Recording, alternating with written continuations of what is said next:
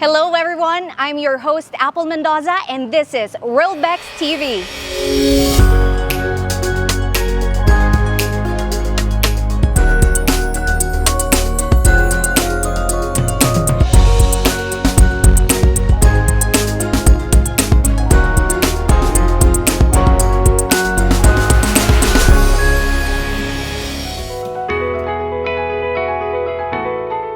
For this episode, we have two pillars of the Philippines advertising post-production industry, having built their reputation working on the most iconic and memorable TV commercials.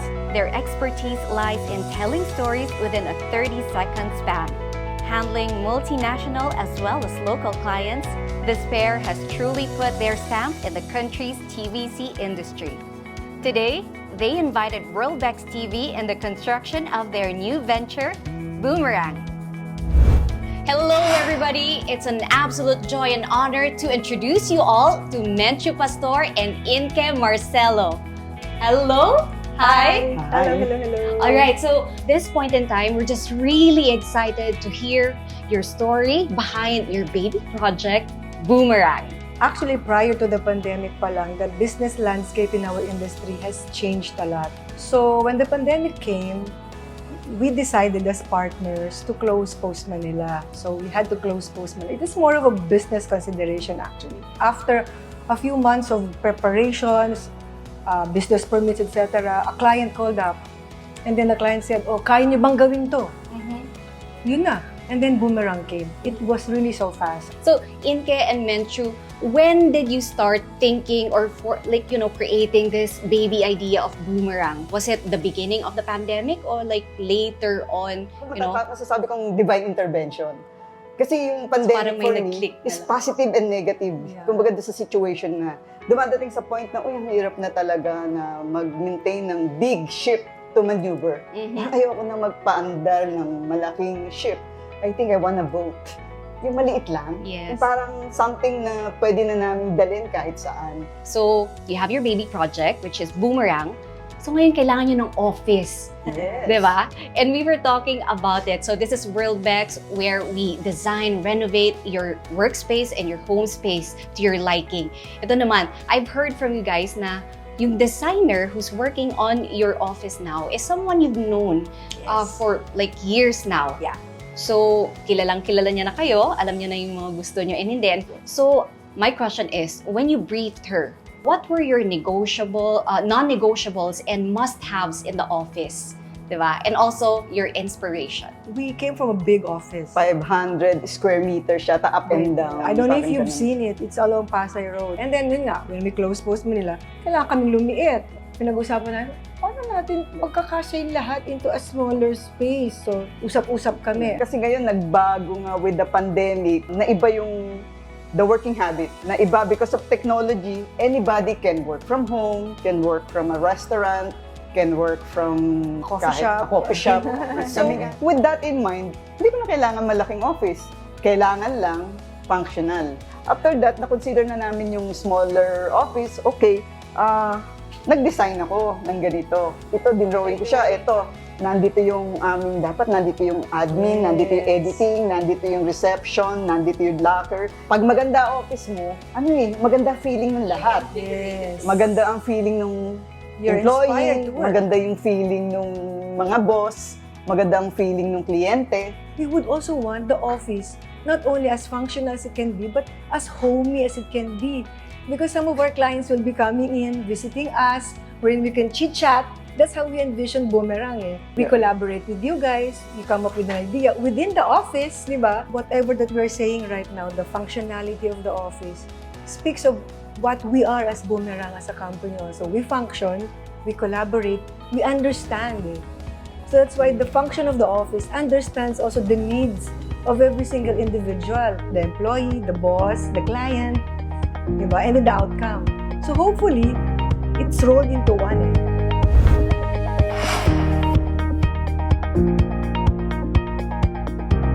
Joining us is designer extraordinaire Mabel Sakdalan. She started out by specializing in cabinetries.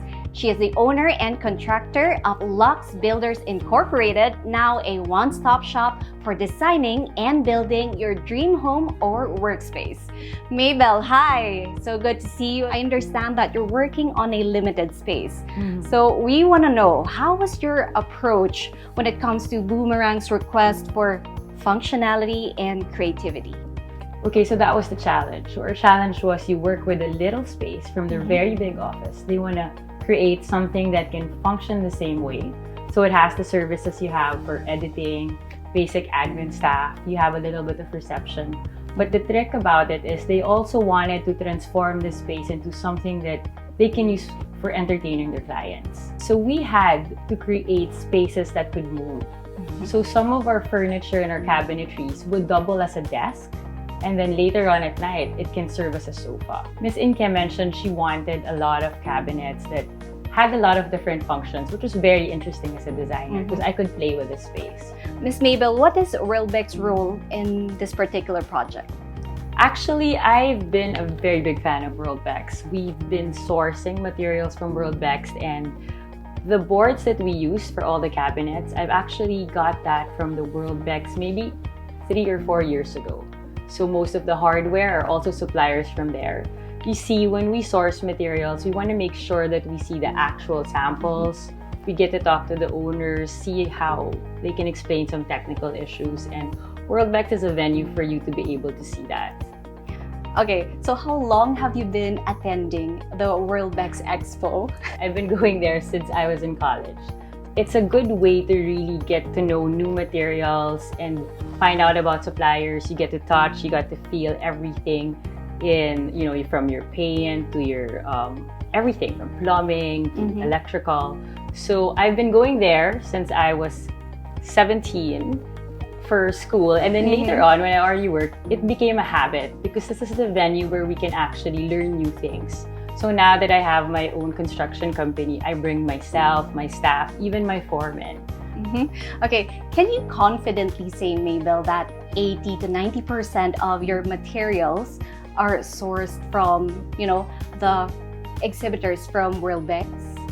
Yes, and we also get new materials every year. I was here last year and I got a few good leads on something to help us with the cabinets, new suppliers, new hardwares and fixtures. So it's actually a good learning process also. And you find better suppliers, cheaper suppliers, and things you haven't learned which you can't see in the Home Depots, you actually find in one place. Mabel, with a project like this, how long does it usually take for you and your team to finish? This project will probably take about 4 to 6 weeks. Okay, so I guess we'll be seeing each other in a few weeks now. Yes. Okay, that's exciting.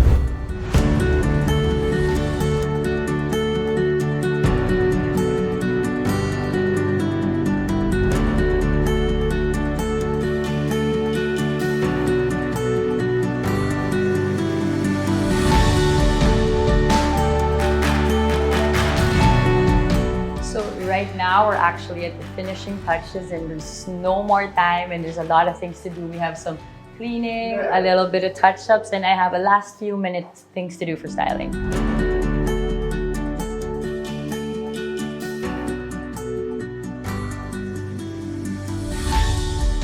Hello everybody! Today is the day of the big reveal for Boomerang's brand new office design. So let's go and pick up Inke and Menchu. Can't wait for them to see this one.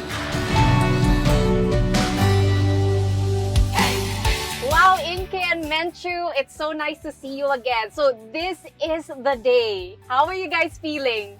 Ano ba? Ako excited.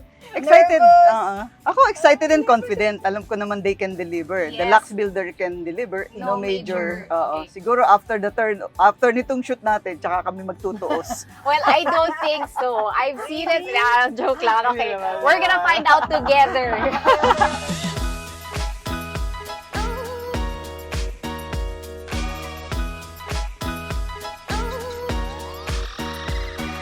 You ready? This is gonna be exciting. Hi! Hey Mabel, so please do the honors of revealing Boomerang's brand new office design. Okay, let's go. Are you guys ready? Yeah. All right, go. Ooh. Wow. Wow. Okay, now, Inke and Menchu, now that your vision has finally come to life, how does it feel? Speechless. They make you happy. Look at all of that. Diba? And this lighting fixture is actually a surprise and an addition from Mabel. Did you guys expect this one? That's why I'm looking at it. Yeah. We never spoke of this. And you will see another one of this as we go deeper to your unit. So let's go and check it out.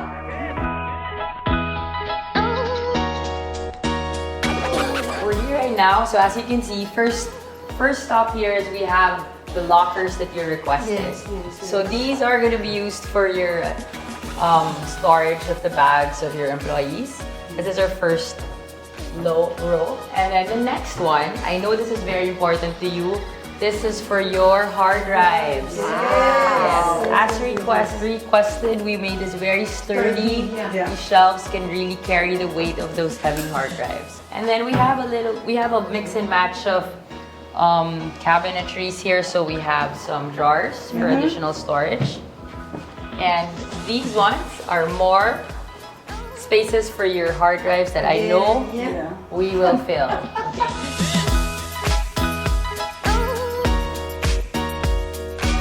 We go here to the kitchen, and I know that this is the only thing you can see because this is my gift for you. Okay, so here in our kitchen we have upper cabinets that can store your plates, your pantry. So it's up to you. And then now we have little bit of surprise here. So we wanted to make as much storage and make things interesting. So here, when you pull out this cabinet, you get an extra table. Yes. So Super this, functional talaga. yes.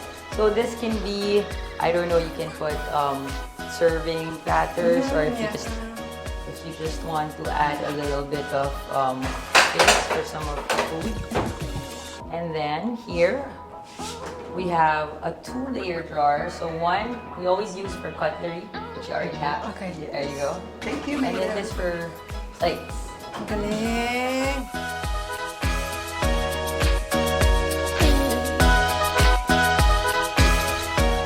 Wow, okay, so we'll be exploring more of this side. Mabel, this is something that you were so excited to show Inke and Miss Menchu, so let's do the reveal. What's hiding behind your pocket doors or cabinetry?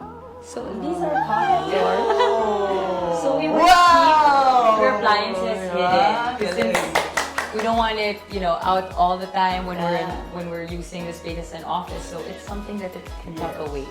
Okay, so now, Inke and Menchu, Mabel will be showing us what's on the other side of that sliding door. So let's go. Wow!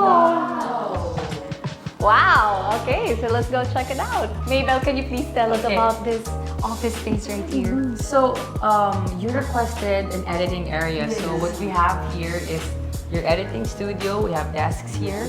And on this side, we have more storage space above. And here, this is our little surprise. This is a laptop desk, but it also doubles as. Can you help me, Apple? Sure. Put the latch down. Alright.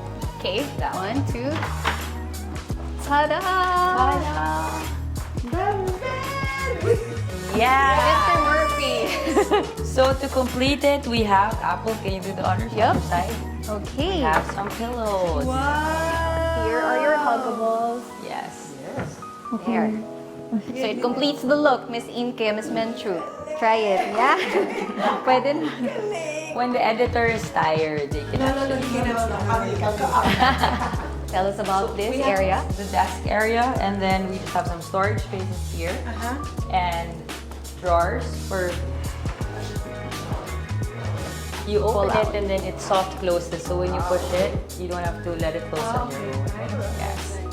So we have the 2 areas for the editors here. And then of course, your TV for viewing when you have guests. And syempre, what about the painted wall? The color, are you happy with it? Yes. Did it turn out the way you wanted? Let's discuss the teal. That was our color. Bayou. Teal Bayou.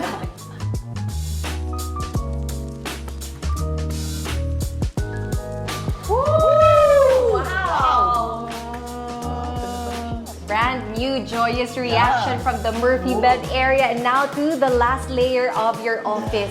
Miss Menchu, kanina you're holding back. Ngayon na nakikita mo na yung last layer, how does it make you feel? Speechless Andito na yung hard-earned money mo. Ito na yung lahat. Ang talaga ng promise.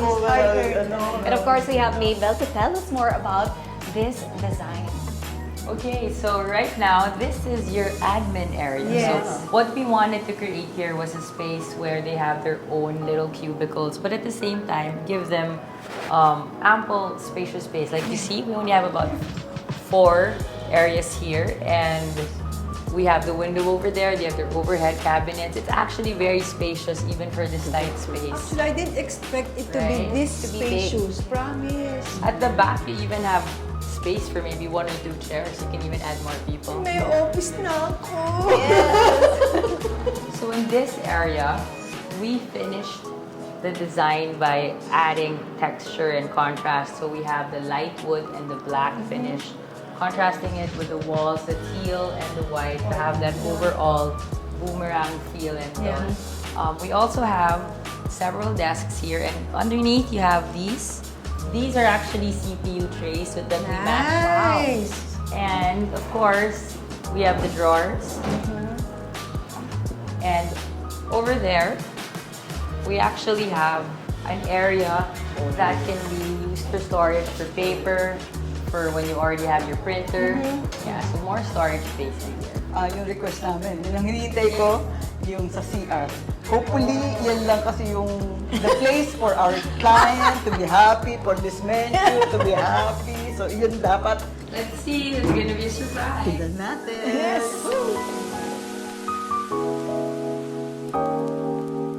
No, the space made you happy, but I Yes. think the toilet and bath is gonna make you happier. So this is not just any closet. Of course, when you open it, this is storage space and storage. But I like you to open this. Go, Miss Inke, go. You see, it's actually a secret door. And we have a little pathway here that can store more things. So on the left, you can have your cleaning materials. And so the mop and the broom. And then here, anything that you can think of. And now we have your bathroom. Are you ready? Wow!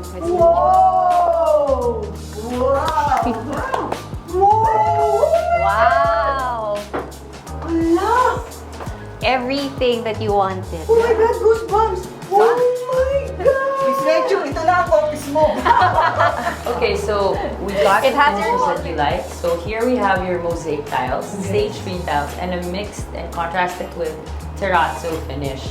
And to complete it, we have the black fixtures, bathroom fixtures on everything.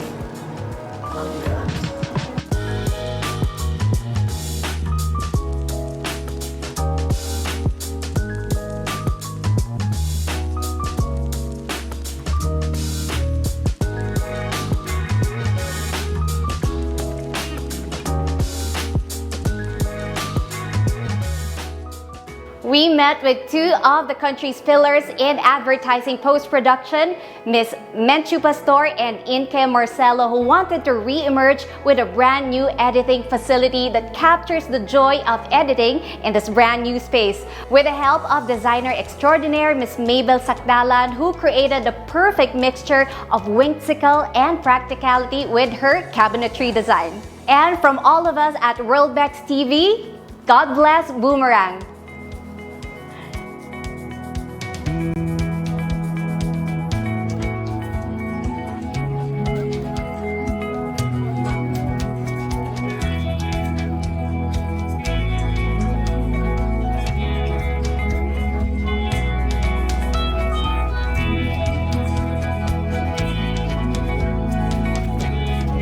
Once again, I'm your host, Apple Mendoza. Thank you for watching.